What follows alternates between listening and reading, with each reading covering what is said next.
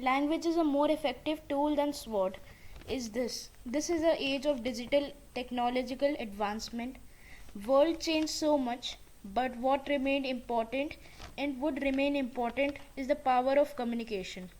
And if one can communicate effectively in English, which is a global language that can enhance personality of a person, make a person feel more confident and do higher studies.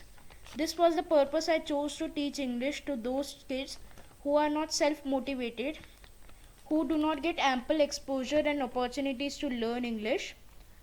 I had a big challenge how to ensure that I raise motivation in kids to speak in English and in various contexts and situations within in a short period of time of 2 months I had before my examination. I prepared detailed notes on possible conversation that may take place in a given situation like classroom scenario, market, railway station, bank, gossip between two or more friends, etc.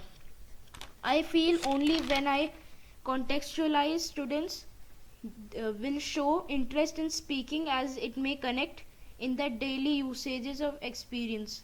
With regular and persistent effort, I could spark motivation in some kids and I could see them taking initiative to talk in English with me and their friends.